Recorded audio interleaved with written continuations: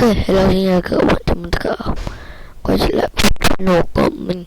Thì hôm nay mình sẽ giải thích bài Brawl Crash của trò chơi của anh Chris Devil Gamer.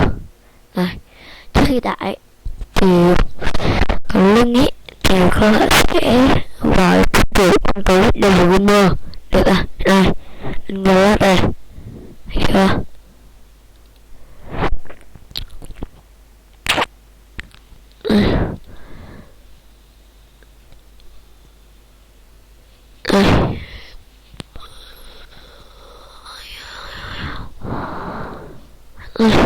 Khi các bạn vào đây đúng rồi, download này, bấm download và khi tải.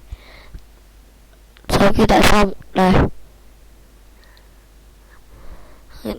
khi tải xong thì nó sẽ mở cái này đây. Đấy là đều dành cho của Windows 8 nhé. Đây, các bạn đừng để phần phím như này. Này,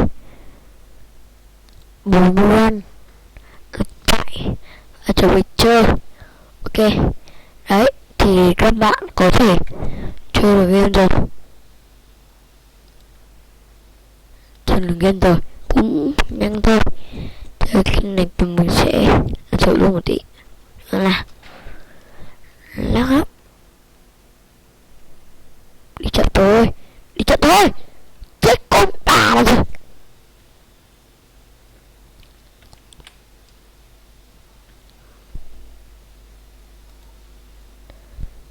Đấy thì mình sẽ thử tìm 3 lần nữa nhé.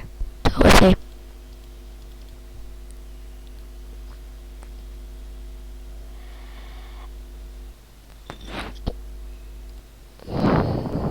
Cái trò nhanh thôi, không gì xoắn à.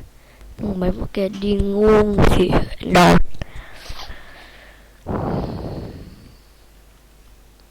Yeah.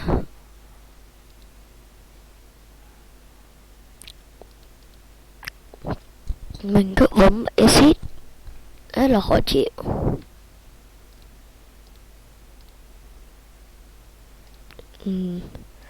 Display mode quintet.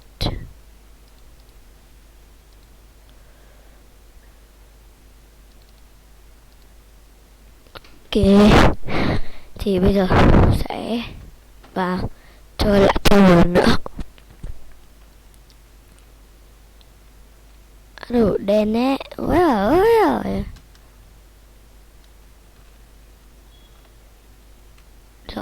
Chậm chậm. What the fuck?